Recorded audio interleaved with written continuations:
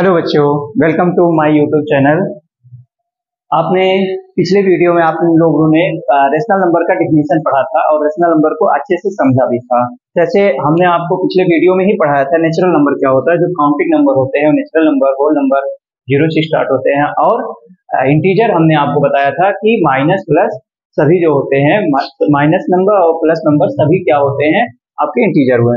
अब फिर मैंने आपको रेशनल नंबर में भी बताया था पी बाई क्यू के रूप में होना चाहिए, rational number P by Q के रूप में हो, but Q equal to does not zero, मतलब उसका डिनोमिनेटर जीरो नहीं होना चाहिए। ओके, हमने ये चीजें आपको पढ़ा करके आगे आ गए हैं। अब इस वीडियो में हम प्रॉपर्टीज के बारे में पढ़ेंगे। रेशनल नंबर की कुछ प्रॉपर्टीज हैं जो आप लोग यहाँ पे पढ़ोगे। अब देखिए, सबसे पहला प्रॉपर्टी हम लेते हैं क्लोजर प्रॉपर्टी। अब क्लोजर प्रॉपर्टी होता क्या है, ध्यान दीजिएगा। When two real numbers a and b are added, अब आपको पहचानी होगा कि रियल नंबर क्या है।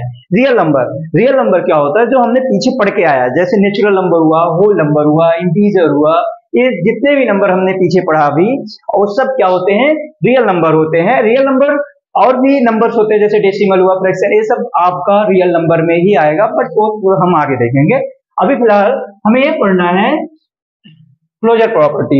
व्हेन टू रियल नंबर, जब टू रियल नंबर को a and b are added, subtracted, multiply and divide, the result is also real number.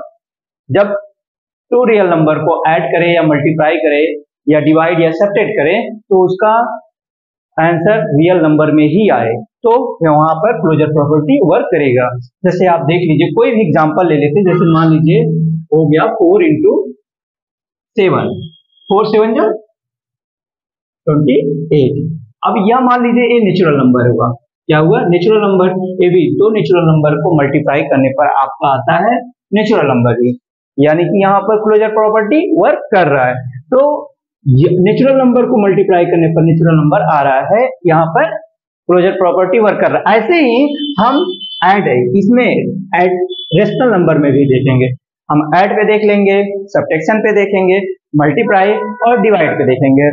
सबसे पहले हम ऐड पे देखते हैं। कोई नॉर्मल सा एक एग्जांपल लेते हैं, नॉर्मल सा, जैसे मान लेते हैं, हम कोई एग्जांपल ले लेते हैं 3/7 एंड 5/7। डिनोमिनेटर सेम रखते हैं, जिससे हमें प्रॉपर्टी अच्छे समझ में आए, एलसीएम ओलसीएम का परेशानी ना हो। फिलहाल अब यहाँ पे हम इसको सम करते हैं, तो आपको पता है डिनोमिनेटर सेम होने की वजह से इसको डायरेक्ट हो गया ये रेशनल नंबर है, ये भी रेशनल नंबर है, तो इसका सम भी रेशनल नंबर है। यानी इसका मतलब हुआ कि क्लोजर प्रॉपर्टी एडिशन पर वर्क करता है। अब हम पढ़ेंगे नेक्स्ट, इसी पे हम सब्ट्रैक्शन पे देखेंगे। सब्ट्रैक्ट पे देखते हैं, तो यहाँ पे हम इसको सब्ट्रैक्ट, सेम एग्जांपल को लेके चलते हैं। 3/7 माइनस 5/7, इसको हम सब्ट्रैक्ट करते हैं तो आपका आ जाता है -2/7। Okay, clear. माइनस है तो क्या वो रेशनल नंबर नहीं है, रेशनल नंबर है। आपको बताया गया था इंटीजर के जो माइनस वाले पार्ट होते हैं वो भी तो रेशनल नंबर होते हैं, क्योंकि उनके डिनोमिनेटर 1 कर सकते हैं। अब यहाँ रेशनल नंबर को रेशनल नंबर से सब्ट्रैक्ट करने पर रेशनल नंबर ही आया। इसका क्या मतलब हुआ कि क्लोजर प्रॉपर्टी सब्ट्रैक्शन पर भी वर्क करता है। अब हम पढ़ेंगे मल्टीप्लाई पर। एक बार मल्टीप्लाई पर देखते हैं। मल्टीप्लाई पर भी हम वही करते हैं, सेम एग्जांपल लेते हैं 3/7 माइनस 5/7। सॉरी, मल्टीप्लाई पे देखना है। मल्टीप्लाई पे आपको पता है न्यूमरेटर का मल्टीप्लाई न्यूमरेटर में, डिनोमिनेटर का मल्टीप्लाई डिनोमिनेटर में। दोनों रेशनल नंबर है, दोनों रेशनल नंबर को न्यूमरेटर का न्यूमरेटर में करेंगे, हो जाएगा 15, और यहाँ पे 7 7 जा 49। ये भी रेशनल नंबर हुआ। दो रेशनल नंबर को मल्टीप्लाई करने पर रेशनल नंबर ही आया। अब हम यहाँ पे डिवाइड पे देखते हैं। 3/7 डिवाइड 5/7, सेम एग्जांपल लेते हैं। अब इसको करते हैं, अब दो डिवाइड को कैसे, फ्रैक्शन रेशनल नंबर के डिवाइड को कैसे सॉल्व करते हैं, एक बार थोड़ा सा देख लीजिए। आपको पता होगा बट एक बार देख लीजिए। जैसे कभी भी हम 6 को डिवाइड करते हैं 4 से, 6 को डिवाइड जब हम 4 से करते हैं तो इसको हम ऐसे कर लेते हैं 6/4 करके, अब कट कर लेते हैं, कट हो जाएगा, आपका आंसर आ जाता है। बट ये तो इंटीजर हुआ। अगर आपका रेशनल नंबर हो डिवाइड में, रेशनल नंबर को कैसे डिवाइड में करेंगे, मान लीजिए कोई भी एग्जांपल 5/6 को डिवाइड करिए आप, कोई भी ले लेते हैं 4/8 से। अब इसका डिवाइड कैसे करेंगे, आप ऐसे डायरेक्ट लिखेंगे 5/6 अपॉन 4/8, तो ऐसा कर सकते हैं बट ये थोड़ा लार्ज हो जाएगा, इस वजह से आपको ऐसा करना चाहिए। और ऐसा होता भी है, 5/6 डिवाइड को मल्टीप्लाई कर दिया जाएगा। अब मल्टीप्लाई करने पर वैसे डायरेक्ट लिखा नहीं जाएगा, इसको क्या करेंगे हम अपोजिट मतलब रेसिप्रोकल इसका कर देंगे 8/4, 8/4 कर देंगे। अब न्यूमरेटर का न्यूमरेटर में मल्टीप्लाई कर देंगे, डिनोमिनेटर का डिनोमिनेटर में।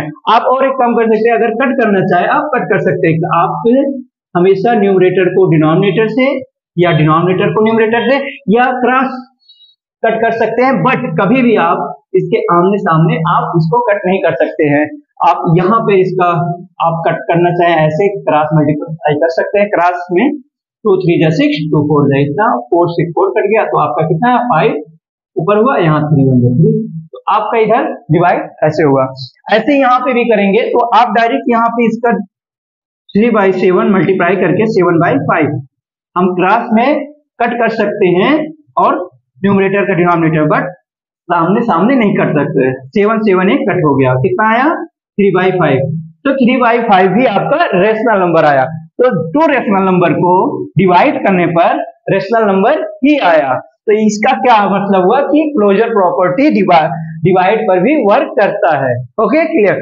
अब यहाँ पे क्लोजर प्रॉपर्टी में आपने पढ़ा, क्लोजर प्रॉपर्टी को एग्जांपल के जरिए ऐड सब्ट्रैक्शन मल्टीप्लाई डिवाइड सभी पे देखा, तो इसमें सभी में देखा गया कि सभी पे वर्क करता है। Okay clear. अब हम नेक्स्ट प्रॉपर्टी पढ़ते हैं। नेक्स्ट हमारा आता है कम्यूटेटिव प्रॉपर्टी। कम्यूटेटिव प्रॉपर्टी क्या है देख लीजिए। कम्यूटेटिव प्रॉपर्टी और commutative law explain that order of term does not matter while performing arithmetic operation. यहाँ पे हम बात करते हैं, अगर दो नंबर को, जैसे कोई भी नंबर मान लीजिए, जैसे a और प्लस b को ऐड करने पर या b प्लस a को ऐड करने पर दोनों एक ही है, एक ही बात है। और यहीं पे अगर हम a इंटू b और b इंटू a करते, इसका भी मतलब एक हुआ, यानी कि ऐड और मल्टीप्लाई पर ये वर्क करता है, कम्यूटेटिव प्रॉपर्टी वर्क करता है। जैसे हम यहाँ पे मान लेते हैं कोई नंबर लेके करते हैं, 4 और 2 को ऐड करने पर आपका आता है 6, तो वैसे ही 2 और 4 को ऐड करने पर आएगा 6। सिर्फ ऑर्डर चेंज करने से कोई भी मैटर नहीं करता। अब यहाँ पे 4 में से 2 सब्ट्रैक्ट करते आपका 2 आया, 2 में से 4 सब्ट्रैक्ट किया -2 आया। तो इसका क्या मतलब हुआ, जो सब्ट्रैक्शन होता है उस पर कम्यूटेटिव प्रॉपर्टी वर्क नहीं करता है। अब यहीं पे 4 और 2 को मल्टीप्लाई करने पर आपका आता है 1 और 2 और 4 को मल्टीप्लाई करने पर भी आया 1, तो सेम नंबर आने की वजह से अब यहाँ पर मल्टीप्लाई में भी कम्यूटेटिव प्रॉपर्टी वर्क करता है। ओके। अब यहाँ पे 4 को डिवाइड करते हैं 2 से, तो आपका क्या आएगा 2 आया, और 2 को डिवाइड करेंगे 4 से, तो आपका आएगा, जैसे आप ऐसे करोगे 2/4 कट करोगे तो 1/2 आ जाएगा, जो कि डिफरेंट है। इसी वजह से डिवीजन पर भी कम्यूटेटिव प्रॉपर्टी वर्क नहीं करेगा, ये जो कि आप लोग इंटीजर में पढ़कर ये रूल आए हैं। अब यहाँ पे इस चैप्टर में आप पढ़ रहे रेशनल नंबर, अब हम यही रूल जो है रेशनल नंबर पर देखते हैं और एक एक करके सभी के ऊपर ट्राई करते हैं। जैसे हम सबसे पहले एडिशन पर देखते हैं, ऐड पे देखते हैं। अब यहाँ पे हम कोई नंबर ले लेते हैं, मान लीजिए कोई नंबर है 4/3 को हम ऐड करते हैं 2/3 से। हम जब इसको ऐड करेंगे तो आपका आया कितना 6/3। डिनोमिनेटर सेम लिए हैं इसलिए, जिससे आपको एलसीएम का प्रॉब्लम ना हो। और अब यहाँ पर 2/3 को हम ऐड करते हैं 4/3 से, तो आपका आंसर क्या आएगा 6/3। तो किसे अब सेम, इसका क्या मतलब हुआ, कम्यूटेटिव प्रॉपर्टी एडिशन पर वर्क करता है। अब हम करते हैं सब्ट्रैक्शन पर, सब्ट्रैक्ट करते हैं कम्यूटेटिव प्रॉपर्टी, इस पर देखते हैं सब्ट्रैक्शन पर। 4/3 को सब्ट्रैक्ट करते हैं 2/3 से, तो आपका आएगा 2/3, और वही चीज है 2/3 में से सब्ट्रैक्ट करते हैं 4/3, तो आपका आंसर आएगा कितना -2/3। तो इसका क्या मतलब है, कम्यूटेटिव प्रॉपर्टी सब्ट्रैक्शन पर वर्क नहीं करता है। अब यहाँ पे मल्टीप्लाई देखते हैं, मल्टीप्लाई पर भी एक बार देखते हैं कि 4/3 हम सेम नंबर लेके चलते हैं जिससे कोई परेशानी ना हो। जैसे 4/3 अपॉन 2/3 को मल्टीप्लाई करेंगे तो आ जाएगा, हमने आपको पहले ही बताया है कि न्यूमरेटर का न्यूमरेटर में मल्टीप्लाई और डिनोमिनेटर का डिनोमिनेटर में मल्टीप्लाई, तो 4 2 जा 8 हो गया, 3 3 जा 9। तो यहां पर अब हम क्या करेंगे, 2/3 को 4/3 से मल्टीप्लाई करते हैं तो आपका सेम आएगा। इसका क्या मतलब हुआ, कम्यूटेटिव प्रॉपर्टी मल्टीप्लाई पर वर्क करता है, सब्ट्रैक्शन पर वर्क नहीं करता है और एडिशन पर वर्क करता है। अब हमारा लास्ट बचा है डिवीजन। हम डिवीजन पे एक बार चेक कर लेते हैं।